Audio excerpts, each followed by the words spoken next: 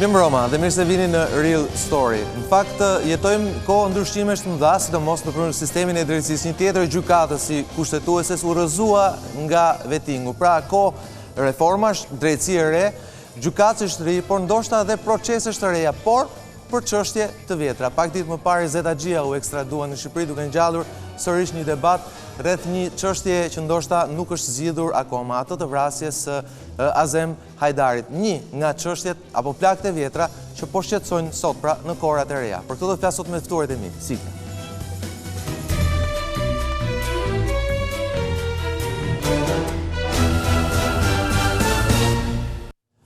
Pa unë përkohë prezantoj ftuarit e mi, i urojmë se ardhen zotit Pj.1, deputet i Kuvendit. Mirëmbrëma zotit Ndreu, ish funksionar i lartë i policisë së shtetit, pikërisht edhe gjatë kohës vrasjes Azem Hajdarit, por edhe gjatë disa ngjarjeve që përfshin atë pak edhe një vit para vrasjes së tij. I urojmë se ardhen zotit Fatos Klosi, ish kryetari i shërbimeve sekrete gjatë kohës së vrasjes së deputetit Azem Hajdarit. Mirëmbrëma Klosi.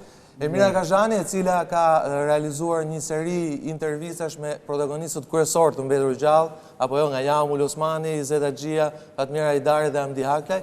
Mirëmbrëma Mira, faleminderit që jeni me mua sonte. Urojmë se ardhen sërish në emision kryeredaktorit të ABC Story, një program investigues dhe dosjen e ABC News Ferdinand Dervishi, i cili është nga paktet që ka bërë dhe një libër vite më parë, pra pse e vran Azem Hajdarin. Por të merremi fillimisht me ekstradimin e Izet Haxhisë, për të folur pak mbi të kush është Izet Haxhisë, ndjekim materiale.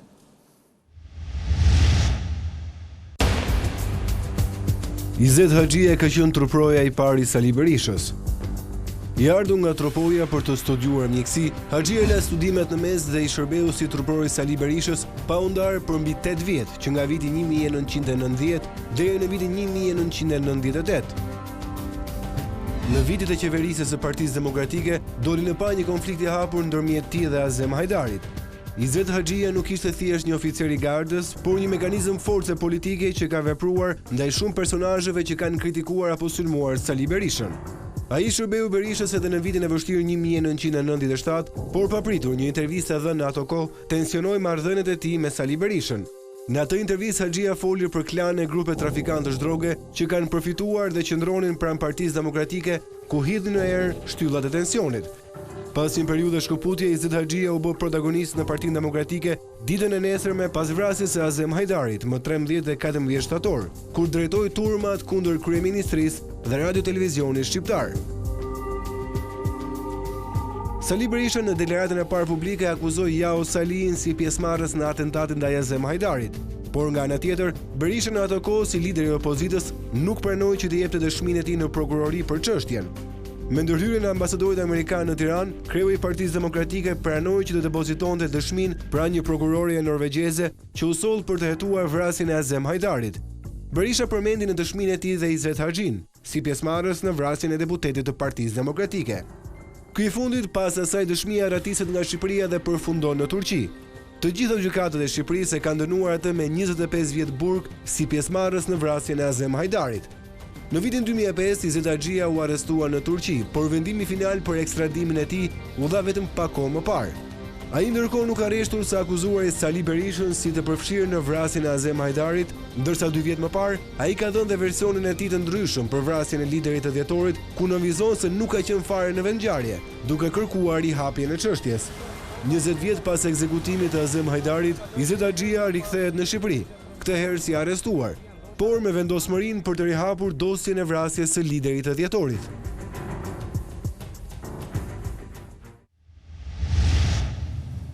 Ky është një material i shkurtër për Izet Haxhisë, intervista e parë që i referohet Kthimit Samargjirësh, intervista që ai ka bërë me mua në vitin 1998 për revistën Klan. Po zoti Klosi, përse tani ekstradimi Izet Haxhisë sipas jush? Ai tani vendosi të dorëzohet vetëm sa duket dhe tani ka një kërkesë të retur gjykatës shqiptare që të ekstradohet. Është histori e vjetër, si hyrë që erdhi dita që ai në këtë rast përputhen dhe interesat e tij. Ta s'po vinë, po vete unë të policia turke, tha të dorëzohen. Kështu që ka një përputhje të interesave të tij me interesat e drejtësisë shqiptare dhe erdhi. Po, çështja është pse nuk është bërë zoti Ndreu ekstradimit i deri tani, pra pse u vonua kaq vite? Nuk e di ato detajet pse, po si sa zoti Klosi tani ai u dërzu. Çështja edhe ati personalisht, si ai e ka gjyku. Normalisht kërkesa për ekstradim ka qenë aty dhe në momentin që ai është dërzu para drejtësisë ato do ta ekstradoshin, sepse çështja penale është dënuar në Shqipëri. S'ka lidhje shteti turk përveç se e ka për llogaritë Shqipërisë. Kjo është një procedurë normale që ndodh gjithmonë. Dhe tu mendoj unë nuk ka absolutisht asnjë shtek për aludim. Është çështja e atij se kur ka vendosur të dorëzohet. Ferdinand, po? Me sa di unë, ka dhënë një urdhër para pak kohësh gjykata e lartë turke. Pra, ky është arrestuar në 2006 në Turqi, me qëllim ekstradimi. Ka kërkuar azil politik, mos gaboj, i është mohuar, por gjithsesi e ka futur... Pra ma jetonte i lirë, apo? Jo, ka bërë 4 vjet izolim, diçka e tillë, vajza më ta di më mirë se e ka ndjek nga afër dhe e ka pyetur. Dhe më mbrapa ka qenë i lirë, pra i bie rreth 6 vjet lirave, diçka e tillë, dhe kemi janë futur në lojë gjykatat. Dhe gjykatat kanë marrë shumë vite në Turqi. Është pak a shumë besoj njëjta gjë që ndodh ndonjëherë në Shqipëri, që një gjykim kaloi nga shkalla e parë derisa të mbarojë gjykatën e lartë, kërkon disa vite. Dhe ne kemi gjykata e lartë turke është shprehur para disa muajsh. Para 2-3 muajsh është shprehur që ky njeri do të ekstradohet për në Shqipëri. Besoj se në këtë periudhë ka pasur ai, me fjalë ajo koha që nga këtej mbase duhet të ridërgohen, nuk e di se si janë gjërat, apo funksiononte dosja e parë e ridërguar, apo duhet e ridërguar dosja sërish, dhe unë nuk shoh këtu në një prapasken apo ndonjë gjë.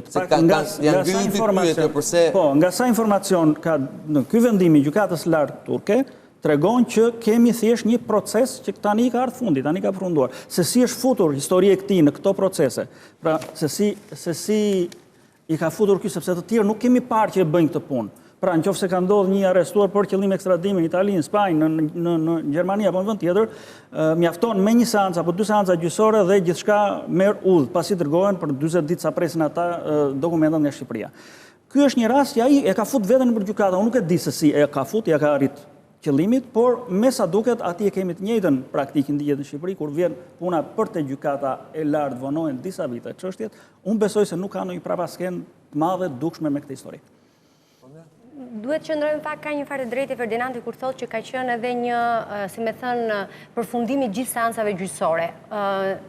Për sa unë kujtoj, por është edhe në intervistë, po edhe në bisedën që kam zhvilluar kur kam qenë në qytetin ku jetonte Izet Haxhia para 3 vitesh, ai nuk është se donte të dorëzohej dhe të vinte në Shqipëri për të dënuar. Ishte i gatshëm të ballafaqohej me drejtësinë, që në atë moment e ka thënë që unë jam gati të vi nëse do ketë një gjykim të drejtë për dosjen Hajdari, unë do të vi të ballafaqohem sepse dua të kthehem në Shqipëri. Kishte bindjen se gjatë gjithë kohës ish ati i tij shpirtëror dhe tashmë njeriu më i urryer për të Sali Berisha ishte sponsorizuar dhe investuar me qeverinë turke ko pas kohë që ai të mbetej në Turqi, nuk ka qenë aq i aftë ai që t'ja dilte, domethënë të rinte vetë në Turqi, duke sikur kishte kulisa dhe një marrëveshje të nëndeshme që Izeti të rinte atje. Pra, ai nuk e kishte azilin politik, sepse ishte një pyetje që ja kam bërë disa herë dhe më çudiste fakti Koli që si mund të qëndronte në atë vend kur dhe nuk punonte dot, mbaj mend që bënte edhe atje bodyguardin në një diskotek.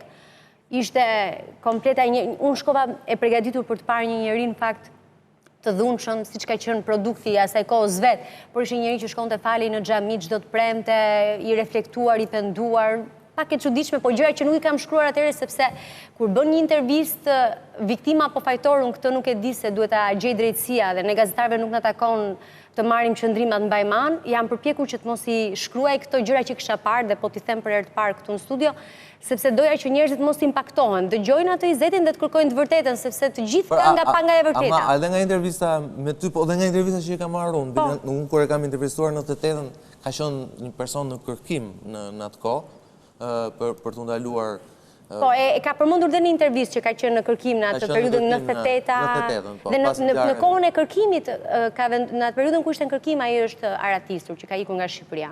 Po, e vërtet është, po, në fakt dukeshte si njëri që donte të fliste. Donte shumë të fliste. Kjo ishte arsyeja që ai më foli. Unë, shikom, se ndoshta dhe duhet ta sqaroj. Jam gjetur rastësisht në dosjen Hajdari. Doja thjesht të bëja, dikur kisha një rubrik, Koli e kujton, quhej Lunch, bëja një rubrik me personazhe të njohur, po dhe të panjohur që ishin interesante, dhe doja thjesht të shkruaja një lunch me Jaumul Osmanin, e intriguar edhe nga koha, sepse kur ngjarjet e Tropojës, dosja Hajdari, unë kam qenë një adoleshente, kam qenë vit parë gjimnaz, kështu që nuk është se unë e kam jetuar shumë si kohë. Doja thjesht të bëja një intervistë me Jaumul Osmanin në burgun e Burrelit. E kisha telefonuar vite më përpara dhe pas ndërrimit të pushteteve, më bie telefoni nga një numër fiks, sepse ai nuk mbante celular, ndryshe nga të burgosurit e tjerë, dhe më thotë që unë jam gati ta jap intervistën. Kurdo që të duash mund të vish. Thjesht zgjodha të marrë një kamera se mendova që kjo mund të kishte një lloj kurioziteti dhe por një gazetar është mëkat ta lësh të shpëtoj një figurë që kishte kaq mister në opinionin publik, dhe pas intervistës me Jaumul Osmanin, ku ai përmendte, nuk është se tha ndonjë gjë të madhe, me thënë drejtën, ndonjë gjë të re, pak a shumë, më shumë u shfaq. Fakti që ai u shfaq dhe u dëgjua dhe krijoi një lloj ekoje në opinione dhe pati shumë interes. Të nesërmen që është postuar intervista me Jaumul Osmanin, unë kam shkuar tek gjykata e Tiranës dhe kam takuar Fatmira Hajdarin me idenë që për t'i marrë një përshtypje, një koment, një reagim. E bindur që Fatmira do t'a refuzonte. Duke pirë kafe aty, një gotuj, një bisedë me Fatmirën, Fatmira vendosi të flasi, po tha duhet vetëm që të ma qosh përpara, sepse është një histori shumë delikate, unë mezi kam gjetur qetësinë dhe paqen me fëmijët e mi. Okej, ram dakord, edhe u bë dhe intervista me Fatmirën. Fatmira aty thoshte që ndër të tjera, kjo ishte fjalia që shkaktoi dhe e bëri, i zgjoi le të themi një dëshirë pak më të madhe Izetit për të folur, Izet Haxhisë. Unë as e dia emrin dhe nuk e kujtoja fare Izet Haxhin. Ishte totalisht një emër i panjohur për mua, as fytyrën nuk ja kujtoja. Dihet kush e nxori Azemin në prit, atë e nxori atë ditë Izet Haxhia. Pas këtij momenti, një koment në faqen e gazetës Dita, kur unë kam bashkëpunuar për këto intervista, ishte një njeri që kishte një dialekt tropojan, duke në të folur që ishte prej Veriu. Edhe shkruante dhe jepte disa fakte, po të shpërndara. Pak të çuditshme, duke disa më thonin që mund të jetë Izeti i vërtet, disa mund të jetë dikush që po ashtu. Po ta kalojmë të Ferdinand, kam përshtypjen që ai ka fituar edhe një gjyq në gjykatën e Strasburgut apo jo? Po, ai ka në 3 nëntor 2013 ka aplikuar në gjykatën e Strasburgut, në gjykatën e drejtave të njerëzit dhe ajo e ka rrëzuar të gjitha pretendimet për gjykim pa drejtë për të tjera gjëra, por i ka si thuar, po ja u citoj siç e ka shprehur ajo, pra gjykata e drejtave të njerëzit deklaron të pranueshme ankesën e ankuesit Izet Haxhia si pesnenit gjatë 6 të konventës, kapitulli e drejta për gjyq të ndershëm në lidhje me dënimin e tij në mungesë. Pra këtë dënimin e tij në mungesë e konsideron, ankimin e tij e konsideron të drejtë. Nga ana tjetër, në vitin 17, pra një vit më parë, ka pas disa si thua shtesa dhe si thua rregullime në kodin e procedurës penale dhe në nenin 450 është bërë një ndryshim. Që thotë, kur ekstradimi të dënuarit të gjykuar në mungesë jepet me kushtin e shprehur të rigjykimit të çështjes, e njëjta gjë ka bërë Izeti, kërkesa për rishikim mund paraqitet brenda 30 ditëve nga data kur personi është ekstraduar. Kërkesa e paraqitur brenda fatit nuk mund të refuzohet për gjykim. Pra, tani në momentin që ai është ekstraduar, përmes avokatëve të tij ai ka drejt ta hapë çështën për gjykim. Unë dua të ekstradohem me kusht rigjykimin. Thot pak a shumë kjo gjë. Unë dua të ekstradohem, po me kusht rigjykimin. Në këtë rast, pra kemi dhe legjislacionin shqiptar që e pranon hapjen e gjykimit për Azemin. Për këtë, për Izetin. Ndërkohë, po kjo automatikisht mund të rihapi. Jo, kjo automatikisht nuk rihap çështjen Hajdari. Pra, kjo është shumë, unë bisedova me një jurist vjetër, shumë të thinjur, e tha, kjo automatikisht nuk hap çështjen Hajdari. Kjo. Po çfarë mund të rihapi? Çfarë çështje mund të rihapi? Rishikohet procedura e gjykimit të Izet Haxhisë. Është ndjekur korrekt apo jo? I jepet e drejta për të dëgjuar Izet Haxhisë dhe të sjell prova të reja që mund të gjykohen aty. Pra këtu mund të sjellë edhe prova të reja. Po, jepet e drejta që mund të bëni në një rast, më fal, ta mbaroj një fjali vetëm, jepet e drejta që për ndonjë rast të thras dhe një apo dy dëshmitari diçka tjetër. Pra nuk bëhet një proces i madh nga fillimi i çështjes Hajdari. Kjo është. Ndoshta edhe kjo klauzol e re është edhe enigma që është pse tani. Ai ka shfrytzuar mbas edhe këtë konjunkturë të re për të rihap çështjen dhe për të rivendosur një herë para drejtësisë. Është detyrim ligjor që nëse je dënuar mungesë, në momentin e ekstradimit që vjen në Shqipëri, është detyrim ligjor që të rihapet çështja që ka të bëjë me provat që akuzojnë personin konkret. Vihet para drejtësisë, dëgjohet dëshmia e tij, ndoshta gjatë dëshmisë dalin fakte të reja që e bëjnë çështjen më interesante dhe lënë me kuptu se hetimi nuk ka qenë i plot ose ka histori të cilat janë të pasbardhura. Ngelet për të pasur çfarë do dëshmoj. Ngelet për të pasur çfarë do dëshmoj Izet Haxhisë. Ne s'mund ta paragjykojmë se do hapet as do hapet komplet çështja, por nëse Izeti do jap fakte dhe rrethana që nuk dihen dhe që i japin rrjedh tjetër ngjarjes, atëherë detyrimisht do jetë shkak për të shkuar më tej. Zoti Klose, ju mos gaboj, ju keni qenë dëshmitar, ju jeni thirrur dëshmitar në gjyq, mos gaboj unë? Jo, por ju natyrisht jeni edhe akuzuar në atë kohë si përfshirë në vrasjen nga opozita e atëhershme apo jo, por çfarë të rejash mund sjelli Izet Haxhisë? Pasi ju besoj jeni ndjeni çështjes. Unë kam kërkuar që të presim, mos ngutemi. Ta shohim si do rrjedhin punët, se të rrim sëgëldisemi ne të marim me mend tani çfarë do thotë Izeti, çfarë do thotë Izeti. Nuk e di vërtet. As e marr dot me mend, do se çfarë mund të thotë Izeti. Po në tërsinë e çështjes, pra qëndrimi i ka lidhje thjesht me veten e tij apo ka lidhje realisht për të nxjerrë detaje të reja nga kjo dosje e vjetër dhe plagë e vjetër, Ka shkruar shumë gjëra tani. Dhe unë besoj që gjithë ato që ka pas për t'i thënë ai ka shkruar, se ka pasur qef të shkruaj. Ka bërë një libër, ka folur në shtyp dhe nuk besoj se ka lënë gjëra shumë të rëndësishme pa i thënë.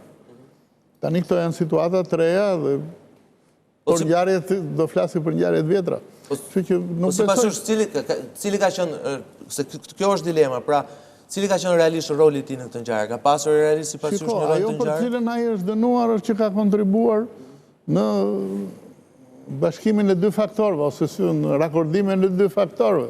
Atyre që kishin ardhur për ta vrarë Azemin dhe atyre që donin ta nxirrnin Azemin për ta vrarë. Kjo është pozita e tij.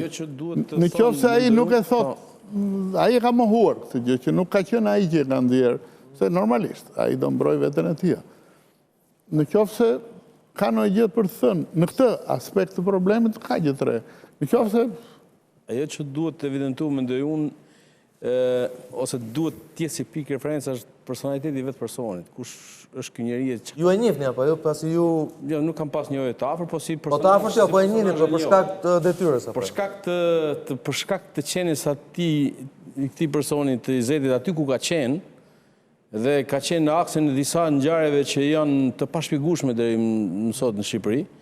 Atëherë ne kemi drejt të pretendojmë se shpjegimet e tij do hedhin dritë mbi disa ngjarje dhe histori të cilat në fakt kanë ngel të paqarta.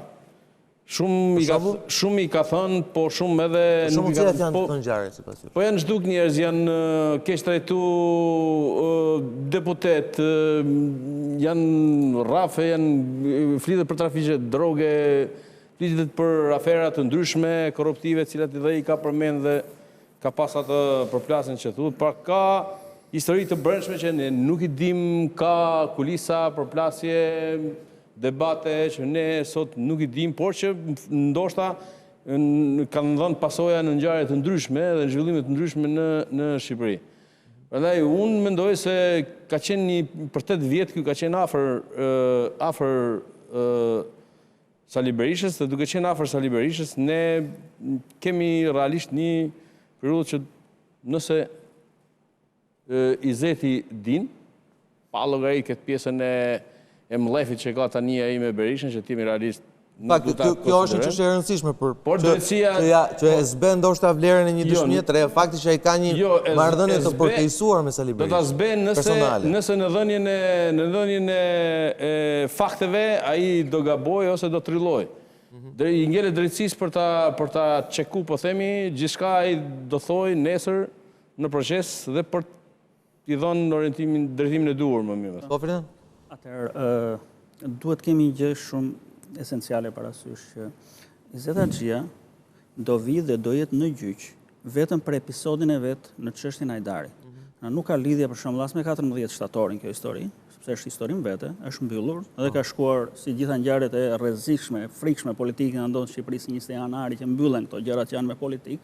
Ne kemi ngrënë, e kam thënë unë këtë, kemi ngrënë na bëj mirë, edhe këtë edhe atë tjetrën.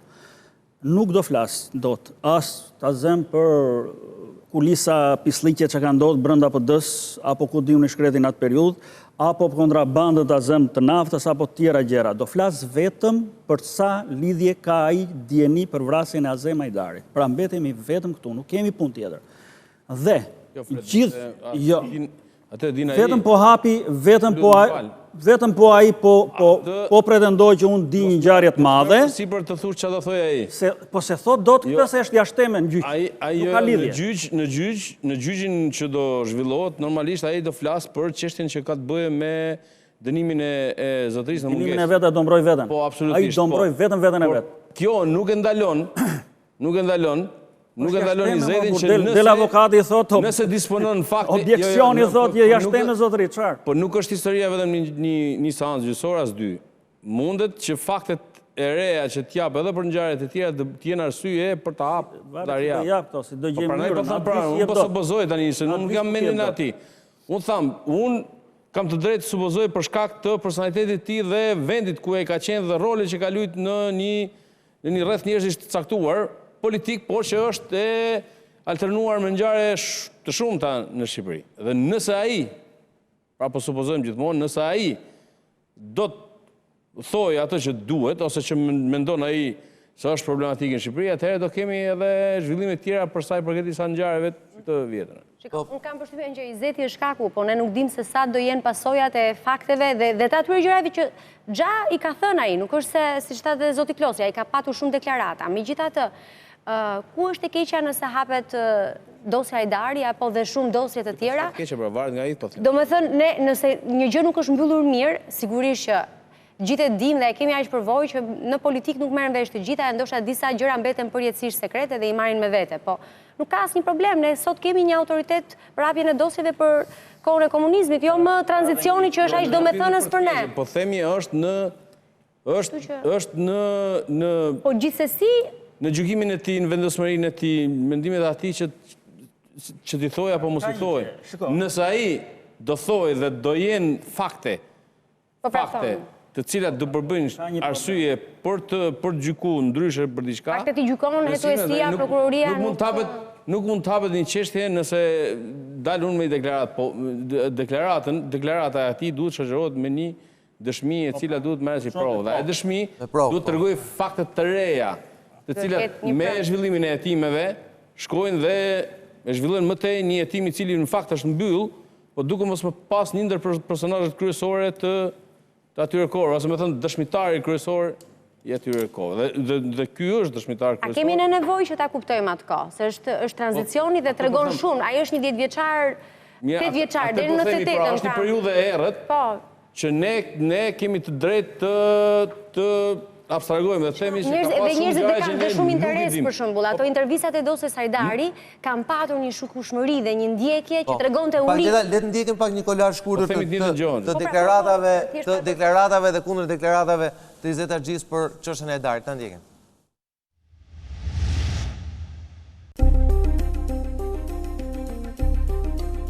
Ish turproje Sali Berishës dhe një nga njerëzit më të besuar të tij për shumë vite, nuk ka kurcyer vazhdimisht akuzat ndaj tij për një sër ngjarjesh të ndodhura në harkun kohor 1990-1998. Por akuza më kryesore është ajo që Sali Berisha ka nxjerrë në prit Azem Hajdarin natën e vrasjes së tij. Haxhia ka artikuluar disa herë këtë akuzë duke u shprehur se Sali Berisha ka qenë në dieni që më 11 shtator në Tiranë kishte mbërritur Fatmir Haklaj dhe i ka kërkuar Azem Hajdarit që të dalë t'i largojë ata nga selia e Partisë Demokratike. Por këto akuzë janë hedhur poshtë nga vetë Berisha, i cili në të paktën herë që ka artikuluar emrin e Izet Haxhisë është mjaftuar duke e cilësuar atë si një vrasës dhe nuk ka preferuar të përgjigjet drejt për drejt akuzave të tij. Haxhia është ndalur dhe te grushti i shtetit i vitit 1998, ku sipas tij ka qenë vetë Sali Berisha, i cili ka urdhëruar njerëzit që të sulmonin kryeministrinë. Vetë Haxhia në ato ngjarje ka qenë një nga drejtuesit kryesor të protestuesve. Një tjetër akuzë artikuluar është ajo për urdhrin e dhënë nga Sali Berisha për hapjen e depove të armëve. Berisha, i friksuar nga revolta me armë e nisur në jug, urdhëroi hapjen e depove në veri dhe shpërndarjen e armëve për militantët e PD-s në Tiranë me qëllim që konflikti në mes tij e popullit të revoltuar kundër politikanëve të PD-s e Berishës të shndrohej në një konflikt jug-veri. Është shprehur Haxhia në një intervistë kohë më parë. Akuzat e tjera e vijojnë që nga përfshirja në torturimin dhe vrasjen e Remzi Hoxhës, plani për të vrarë Aleksandër Meksin, Sabit Brokajn, por dhe figurat e tjera të larta të Partisë Demokratike. Izet Haxhia shkon dhe mëtej kur drejton gishtin ndaj Berishës si personi që ka pasur dieni në mos ka urdhëruar vendosin e disa bombave në ambiente të ndryshme në Tiranë, përfshirë dhe ambasadën amerikane. Por i shturproja Sali Berishës nuk ka kursyer dhe djalin e tij, Shkëlqen Berishën, të cilin e ka akuzuar për para të marra nga Miri Xhikës apo dhe lidhjet e tij me Fitim Goxhalliu.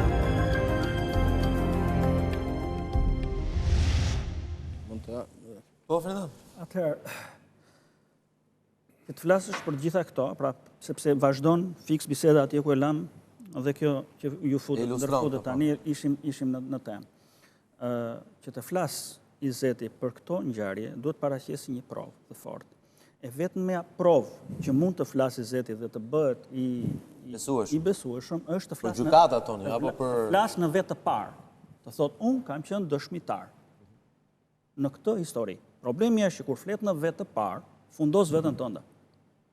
Pra kjo e përjashton që ai të flasë për këtë histori. Pra mbetemi vetëm te momenti që ai ka një kunj shumë të fortë me Sali Berishën që thotë, që akuzon, akuza më e madhe, pra futemi gjithmonë te çështja që ai do rigjikohet për historinë e tij në implikim për vrasjen e Azem Hajdarit. Ai thotë, dhe kjo është ajo fjalia e parë dhe e fundit që unë kam lexuar në gjithë këto histori që janë publikuar, që vinë nga Turqia, nga intervistat e tij e tjera, që thotë Sali Berisha ishte njeriu që nxori në prit Azem Hajdarin. Këtë thot ai. Ndërkohë që filluar që nga gjyqi që u bë, ka qenë një dëshmitar që nga gjyqi që është bërë në atë kohë, ky ishte në mungesë, ka qenë një dëshmitar i quajtur Petrit Shakri, i cili ka thënë për hetimin dhe në gjykat që personi i parë që takoi Azemi kur doli atje që u vra te vendi që u vra ishte Izeti.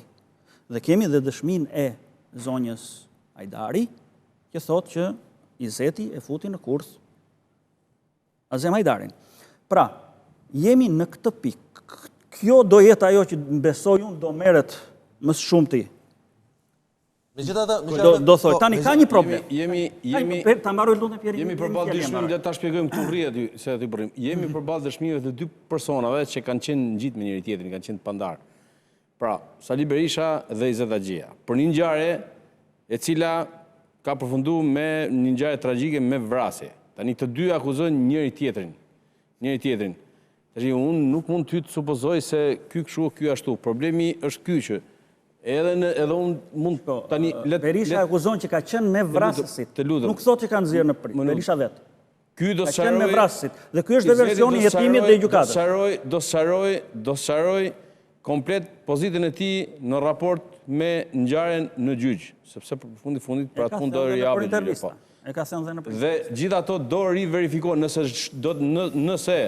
dëshmia e këtij do ketë vlerë dhe ato që do thoj ky do japin rrjedh tjetër hetimit, normalisht që do merren konsiderat, do verifikohen paraprakisht. Dhe nëse gjatë verifikimit do shikohen të dhëna serioze që bëjnë fjalë për një skenar tjetër të asaj vrasje, sigurisht që çështja do të hapet.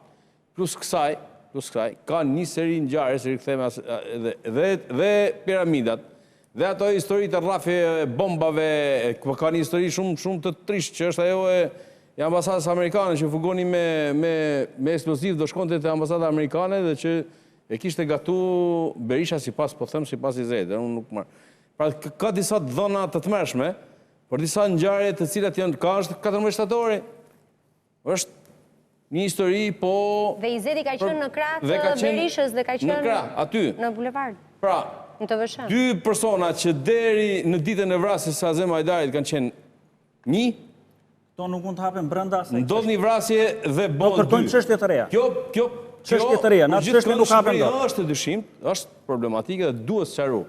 Për mu, është një moment i pasqaruar. Si është e mundur se Berisha të akuzon ty edhe nëse komshiu jot del dhe nxjerr prit njërin, jo mo bodyguardi jot. Ka qenë bodyguardi i Berishës dhe po eci me këtë logjikën, nxori në prit Azamajdarin. Unë nuk them jo, nuk them as po, por Berisha nuk ndjen asnjë lloj përgjegjësie në këtë mes fare, po e marrim të mirëqen atë që është thonë deri më sot. Se unë nuk kam të drejtë ta them ndryshe, por ai njeriu që quhet Sali Berisha, ai t'akuzon edhe për komshiun. Nëse komshiu jo del diku e implikuar, ai të sulet. Edhe ati në fakt nuk i sulet kush kur bodyguardive që deri atë ditë ishte një me të dhe s'lete gjopa bon në emrin e tij, ai na çeka Angel, kurse ky ka një problem. Nuk shkon kjo. Ka një histori që nuk shkon në këtë. Kjo akuza e fortë që bën Izeti që thot ai Berisha e nxori atë. Është jashtëlojë me këtë akuzë, sepse është e vërtetuar me 4 dëshmitarë. E kishte edhe vendimi i Gjykatës Evropiane të Drejta e Njeriut. Ka 4 dëshmitarë thotë që provojnë veprimet dhe që përputhen veprimet e Izet Haxhisë atë ditë. Dhe ai del që ka qenë me vrasësit. Ai nuk ka qenë në zyrën e Berishës, si të marri vesh se si e nxori atë. Ka qenë njeriu i Berishës, o mund të ketë qenë me vrasin, po mund të ketë qenë me urdhër Berishës. Ka qenë brenda.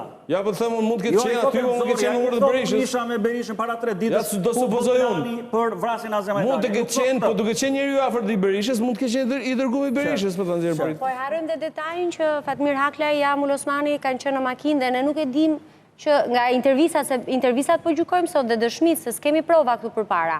Po nga dëshmit nuk rezulton që ata kanë shkuar për të vrarë dikë. Një dëshmi të Izetit. Dhe kemi dhe Hamdi Haklaj në Suedi që da i gjithashtu ka thënë jam i gatshëm bashkëpunoj me drejtësinë dhe ka gjëra që do t'ja them vetëm drejtësisë. Pra nuk ka zgjedhur rrugën e Izet Haxhisë që të bëj statuse dhe të japi intervista lart e poshtë pafundësisht.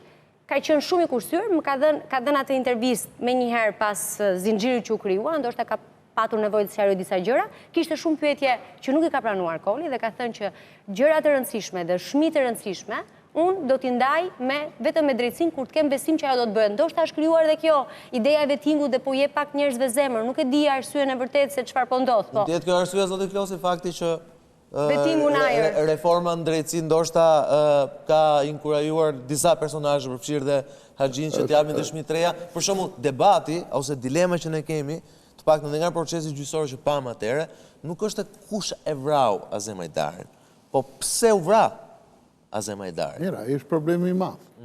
Që procesi gjyqësor nuk ka dhënë këtë problemi i vërtet është pse u vra Azamajdarin, nuk është që u vra Azamajdarin. Azamajdari natyrisht ishte një personazh shumë i rëndësishëm i politikës shqiptare, por problemi është pse, se ideja është që e vran vetët. Kjo është ai problemi i rëndë.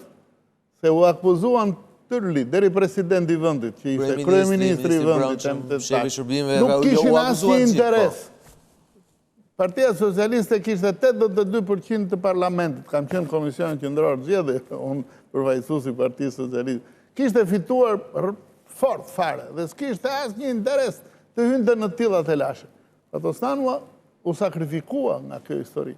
Në 14 Në 12 ndodhi kjo punë, në 14 ndodhi ajo tjetra, gaboi ai më shumë akoma, dhe në 28 ai dha dorëheqjen si kryeministër. Pra, e kanë pësuar njerëzit e Partisë Socialiste nga kjo punë, dhe nuk ishin kaq pazot sa mos i parashikonin këto gjëra. Do të thënë, nga kjo pikpamje e parë, kush përfitoi nga ngjarja, Partia Socialiste, kryeministra dhe çka ka thënë Sali Berisha janë gjitha mashtrime të mëdha.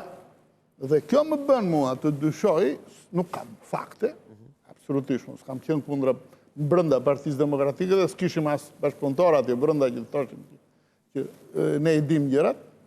Fakti që ai me kaq zhurmë, me kaq vrull ka pretenduar deri dhe Xhepejdanin, kur hyrin miqësira në një farë flirti me Fatosnanën ja veshi Xhepejdanit. Është shumë treguese për mua. Ai përfitoi nga kjo ngjarje. Ai është, shiko, ka 2 Azamajdar. Po të doni të diskutojnë. Është Azemi para vrasjes, Azemi kur e kanë tërhequr zvarr edhe Izet Haxhia, Azemi që ju referoheni demonstratës sindikatave të pavarura. Gjithë në 95 dhe gjithë në... është një Azem Hajdari tjetër që janë bërë 24 pyetje, mbaj mend të këtë histori. Nga rilindja demokratike. Nga rilindja demokratike, që po këtë, pra praktikisht ishte armik, dhe pastaj të nesërmen e vrasjes së tij ju bë hero. Kupton tani qa metamorfoze... Në atë kohë duke nga gjitha faktet, fakt rezulton ke qenë në një konflikt Hajdari me Berishën. Metamorfoze ndodhi. Pandaj them unë që dy momente. Logjika të thotë që ore kjo është e kurdisur. Dhe ju mendoni që një dëshmi eventuale e zotit Haxhia mund të hedhë dritë mbi këto? Shiko, një gjë jam dakord me zotrinë që ai nuk do ta fusi veten të lashëm. Pra, mos besoni se Izet Haxhia do thotë gjëra se ai duhet flasin vetë parë vërtet. Ai në qoftë se do të jetë bindës, do thotë që po, kam qenë unë, kam bërë unë. Dy momente që kjo është sikleti që nuk besoj shumë se ka ndonjë gjë për të. Duhet t'i themi, është një moment që sapo tha dhe duhet evidentohet. Marrëdhënia e të ndjerit Hajdari me Berishën ka qenë ndërlikuar, e ashpërsuar. Problematike dhe Berisha asnjëherë s'ka qenë një qetë me prezencën në Hajdarit aty. Dhe ka pas edhe një komunikim të ndjerit Hajdari me haklet, me sa kemi një gjuhë që kanë pas një sërim para se ndodhte vrasja për një konflikt të njëri... Jo, kaseta ka bëjë me Berishën, për një bisedë që ishte bërë. Ka pas një komunikim për të qartësu disa gjona dhe thuhet, pak me sa kam dini unë, se janë dakordsu. Hamdi Hakla i thoshte që nuk ishin në atë kohë asnjë problem me Azem Hajdarin. Në zakon, si themi në veri, ato i kanë komunikuar dhe kanë garantuar njëri tjetrin se pozita ime nuk ka të bëjë me një X që është caktuar. Edhe nga Pra, duke gjykuar edhe nga këto, ne kemi të drejtën tonë që supozojmë. Izet Haxhia se flet në vetë parë, a fletë si fletë, rëndësishme ka që t'jap të dhonat e duhura për ngjarje të caktuara. Do jap, s'do jap, unë këtë nuk di ta them. Por që ai ka dieni dhe ka informacion të bollshëm për shumë e shumë ngjarje të asaj kohe, për këtë jam i sigurt, sepse kam qenë pjesë edhe e policisë shtetit, ndoshta në atëherë nuk kam pas të pozitat e larta ndërtuese, të larta që të kem njoh komplet, s'jam marrë drejt për zëdhjet asnjëherë me çështjet e atyre për të jetu, por paktën ne si oficer policie ne kemi pas problem në grupin e këtyre. Kemi pas problem edhe kur vishin eskortat dhe grupet e këtyre në për rreth e ku punoshim ne, ka qenë një problem i madh për ne. Sepse këto merrin situatën në dorë, komandonin policinë, komandonin gardën, bënin si do të qefi vetë. Dhe ne kemi qenë në impresion të jashtëzakonshëm në një stres shumë të madh në shërbimet policore që bëshim, se këto ishin... Tani po doja asaj kohë ishte frikë të shkoj edhe si gazetar me thënë drejtën. Atëherë struktura e këtyre ka qenë e frikshme, ka qenë dominuese mbi gjithçka. Gjithkush po të vishin këta do ishte njëri kot zero. Pra, prandaj them që institucionet atëherë ka qenë zero. Të gjithë llojet e institucioneve, investiguese, edhe të audituese, çka ka pas, kanë qenë zero, këto ka qenë Zoti më qiell. Prandaj ka shumë histori të cilat në fakt duhet zbardhen.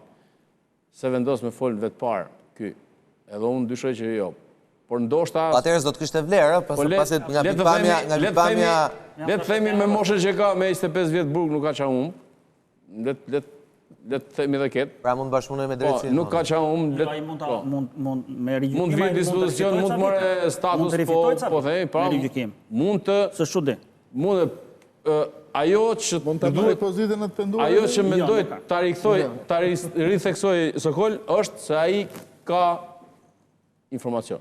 Ka informacion... Ai është njeriu që di më mirë vrasjen e Azem Hajdarit. Ai është e sigurt që ka informacion. Dhe ka qenë pjesëmarrës. A do guxoj ta fusi veten të lashtë tjetër. Ky është problem tjetër. Për shkak pozitën e të penduarit se merr ka. Ky është problem tjetër. Pra pozitën e të penduarit nuk e merr dot pretendent apo jo? Nuk e merr dot pozitën e të penduarit sepse zakonisht një dëshmitar i penduar kërkohet nga drejtësia në momentin kur sapo ka filluar një çështje penale dhe do të zbardh të tërën. Tu jemi në fund, Po në rast se le të themi nga një dëshmi eventuale e tij për çështjen e tij konkrete, le të themi prokuroria vendos të rihap çështjen, atëherë ky nuk mund të merret sërish gjykatën pendore? Jo këtë çështje. Jo këtë çështje. Jo këtë çështje. Kush ka thënë se nuk hapet kjo çështje? Po jo pra sepse zakonisht i penduar i drejtësisë bëhet. Nuk po flasim për fazën e penduar, nuk e merr nëse nuk hapet çështja. Unë flas nga praktikat një ndër tani, nuk di që në fund të një procesi të jetë bërë njëri penduar, s'ka me kuptim, për çfarë do bëhet. Po supozojmë tash gjithmonë, nëse Izeti do jap të dhëna që e ndryshojnë rrjedhën e provave që janë administruar deri tani. Nuk e ndryshojnë dot. Për vrasjen e Azem Hajdarit jo. Po flasim nëse. Po flasim dëshmit në media janë të mjaftueshme që prokuroria të hap dosjen. Fredi, po flasim me fjalë të atij, nëse ai do ta bëjë ket, atëherë do rjapet qeshe dhe do verifikohen të tjera prova e do vlerësohen të tjera momente për të shku të zbardha e plotë e ngjarjes. Në këtë, le të supozojmë, deri tash se nuk është shkruar asnjëherë sikur ajo ngjarje nuk është zbardhur e plotë dhe sikur nuk janë gjetur motivet dhe sikur ka mbetur gjysmë. Fredi, nuk është shkruar ndonjëherë. Unë nuk thash se ky është i pafajshëm. Mos thon. Nuk them se ai është njeriu që njeh më mirë nga të gjithë ata. Nuk kam ndonjë shpresë se ky do jap personalisht, se ky do jap ndonjë dëshmi personalisht. Por nuk mundën që mos të supozoj. Se nëse ky, duke pas parasysh personalitetin e personit, dhe atë që ai ka përfaqësuar për shumë vite, ai ka mundësi dhe ka informacion. Dhe le të supozojmë se ai do të thojë gjëra që do të ndryshojnë rrjedhën e time. Atëherë, dhe le të supozojmë se ky vërtet, siç thot, nuk është pjesë e kësaj vrasje. Atëherë, me hapjen e hetimeve, me zhvillimin e hetimeve të reja, normalisht pozita këtij ndryshon.